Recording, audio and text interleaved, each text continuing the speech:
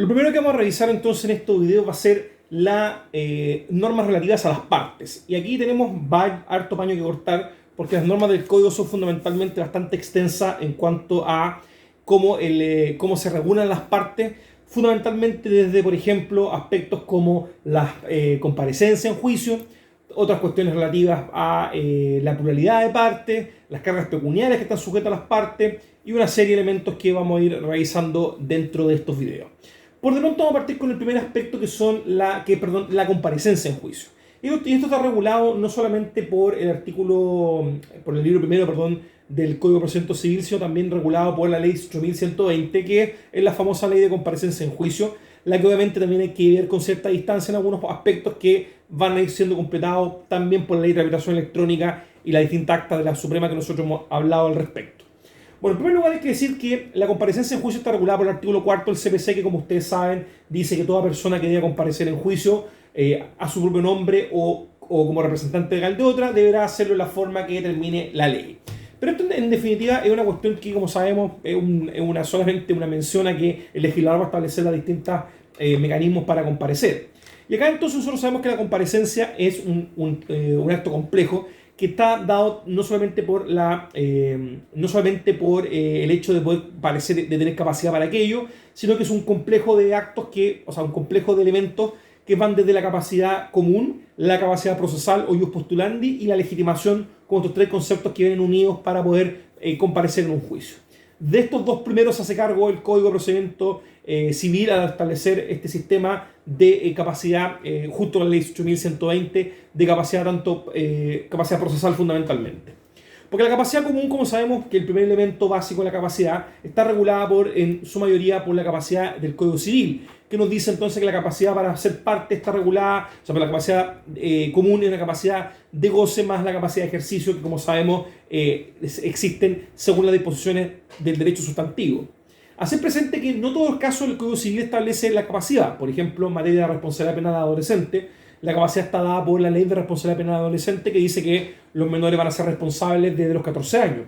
Y distinto a el Código Civil, que establece las características, las categorías de capacidad, fundamentalmente estableciendo una regla general de capacidad de goce y con capacidad de ejercicio también entregada de forma más o menos genérica, con limitaciones para aquellos que no tienen capacidad de ejercicio poder actuar en la vía del derecho, y esa actuación es a través de representantes que, como sabemos, son fundamentalmente designados por el legislador a través de mecanismos preestablecidos o también por resolución judicial en algunos casos. Vale decir, el primer elemento de la capacidad va a ser esta capacidad general de goce y ejercicio, y quien no la tenga, la de ejercicio, lo podrá hacer a través de un representante legal. Vale decir, el incapaz va a actuar representado en el procedimiento. Y en este mismo sentido también la representación entonces se entiende que es una decisión legal y que va a durar mientras así perdón, la ley lo termine.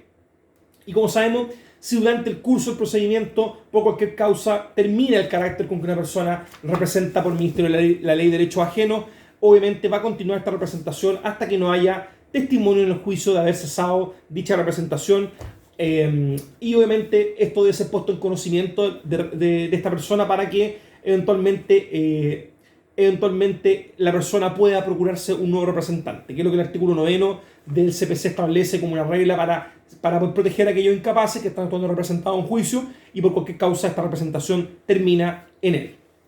Bueno, un segundo elemento de la capacidad se refiere a la capacidad, podríamos decir, la capacidad procesal estrictamente como tal, que es la capacidad para postular, el ius postulandi, si se quiere denominar así. Pero efectivamente esta capacidad para postular no siempre podríamos decir, no solamente la tienen los que pueden postular habilitados al respecto, sino que la ley fundamentalmente, la 18.120, el Código de Procedimiento Civil y otras normativas especiales establecen un régimen de capacidad procesal doble. Por un lado, la capacidad para comparecer personalmente en actos de procedimiento, y otra capacidad que es la que se establece a través de un representante técnico, que es de aquellos que tienen ius postulandi, que nosotros vamos a ver al detalle. Pero este primer aspecto de la capacidad personal se refiere a una modalidad excepcional, y cuando hay texto expreso en este sentido, que está en el artículo segundo, inciso séptimo al décimo de la ley 18.120 y en algunos otros cuerpos legales que se encuentran difuminados por el sistema. En este sentido es importante que podemos determinar que hay una serie de casos de excepción donde se autoriza esta comparecencia personal. Por ejemplo, en los casos de número escaso de abogados en el lugar donde se lleva el juicio, vale decir cuando en determinada provincia, determinado departamento, en la expresión que ocupa la ley, el número de abogados es inferior a 4, que como sabemos los departamentos ya no existen luego de la regionalización y división administrativa de Chile a partir de la década del 70, y solamente esto se va a referir a comunas. Vale decir que en aquellas comunas donde existan menos de 4 abogados, decidido así por la Corte de Apelaciones y autorizado de esa manera, podrá disponerse de la comparecencia personal.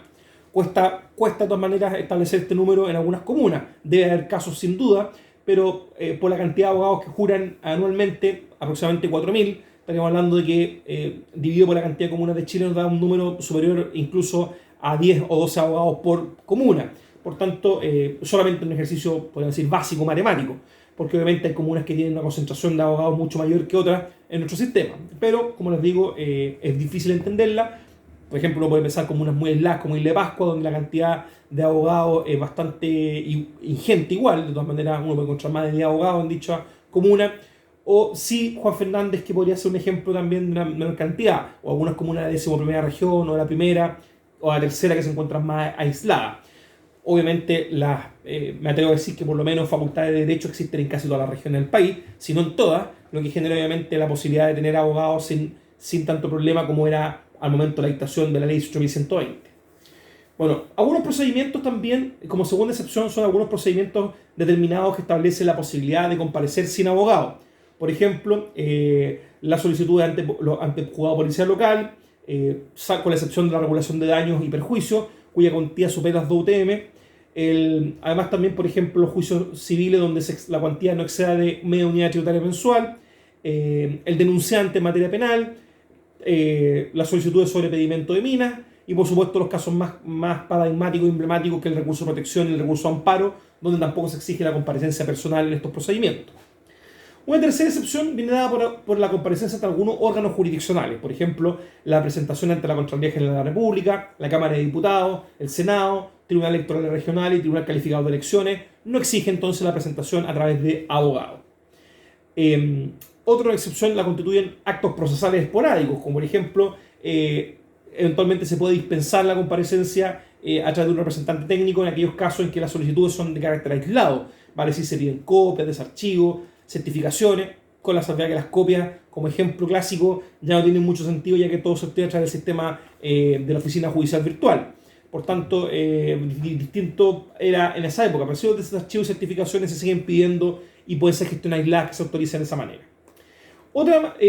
Otros casos son intervenciones de determinadas personas en el procedimiento, como por ejemplo martilleros, depositarios, peritos, secuestres, que van a intervenir solamente, podemos decir, de una manera autorizada personalmente.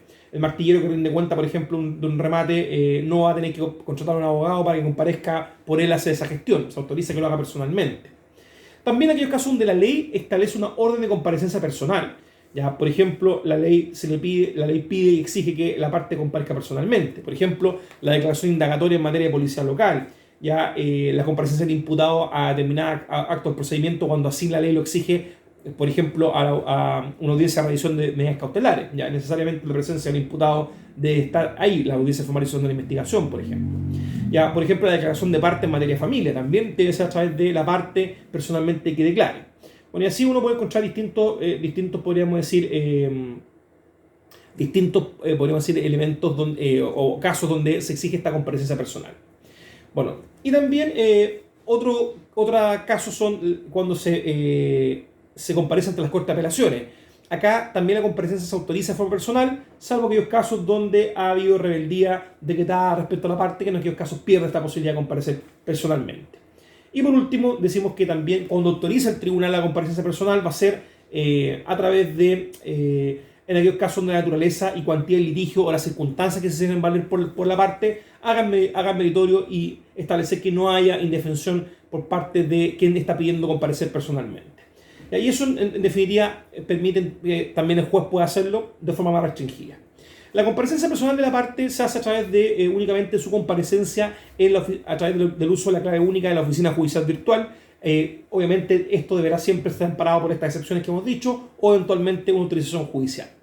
Por último, respecto a la comparecencia personal de la parte, vale mencionar el artículo 5 del CPC, el cual regula la situación del fallecimiento de la parte durante el juicio cuando esta parte dura por sí misma. En ese sentido, queda suspendido por este hecho el procedimiento y se pondrá su estado en noticia de los herederos para que comparezcan a hacer uso de sus derechos dentro de un plazo igual al de emplazamiento, vale decir, para el mismo para poder contestar las demandas, que concede el artículo 258 y 259. Vale decir, acá los herederos van a tener que comparecer para ver en qué estado está el procedimiento, porque obviamente aquí la parte compareció personalmente. Caso distinto cuando la parte lo hace representada por un representante técnico. La representación técnica es lo que vamos a analizar en el video siguiente.